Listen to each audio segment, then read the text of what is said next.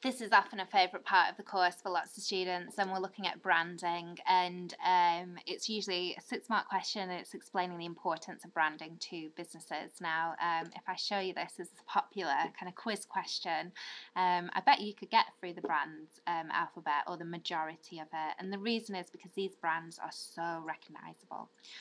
So what is branding? Well, it can encompass quite a few things, actually. It could be a name, a term, like just do it, a sign, a symbol, design, or any other feature that allows consumers to identify the goods and services of a particular business and to be able to differentiate them from competitors or substitute products. So we can see this is Ford, this is the Burberry fabric, so a kind of design there. Here we've got the logo representing the brand, and here, obviously my favourite, a Big Mac, which represents McDonald's. And there's a nice little video here about what branding is, and how branding kind of tells a story about what the business is. But if we look at the reasons why branding is important, it helps you recognise the product, so differentiate it from competitors. Especially, it's really important, especially if it's a very competitive market.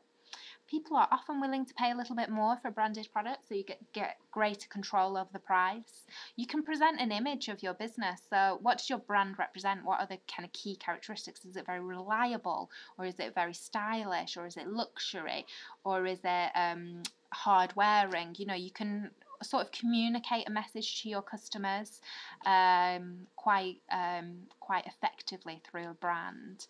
And then hopefully you're hoping that you're going to create a bit of loyalty to your brand. So humans are creatures of habit, really, and we like to get into our habits and routines. So if we found a product that we like, we quite like buying that product again and repeat purchasing it, and businesses love that because we keep on buying it and they don't have to spend much on advertising.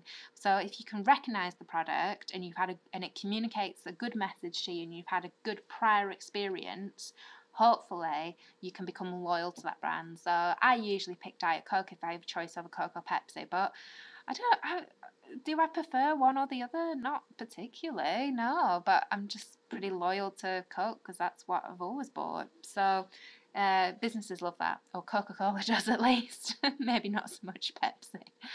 But you get different types of brands as well. Product brand, Kit Kat. So it's actually made by Nestle, not the company called Kit Kat, because there isn't one.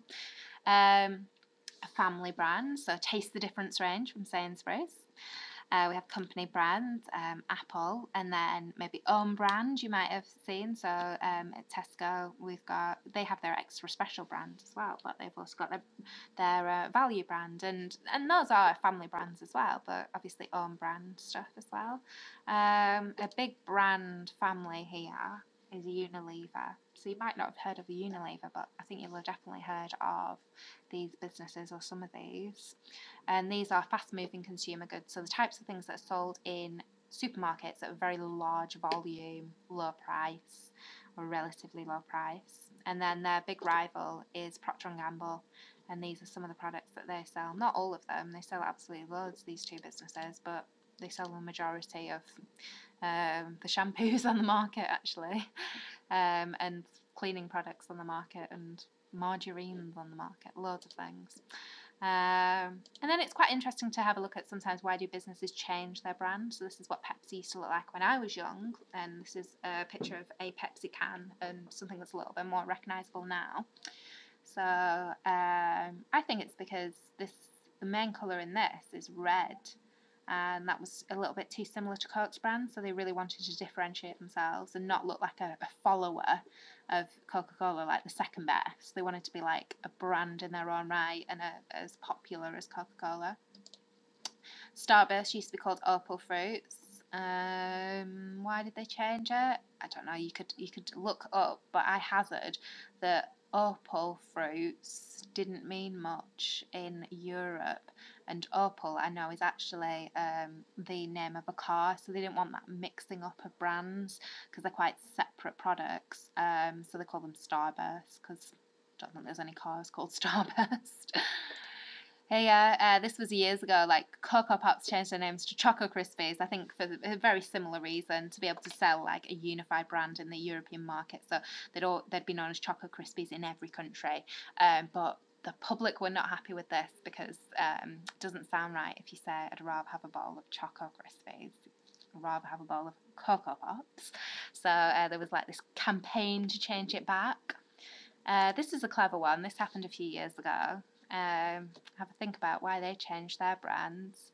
It's because they diversified out, and some of the stores actually started selling. I don't know if this is just in America, because I don't have a Starbucks near to me.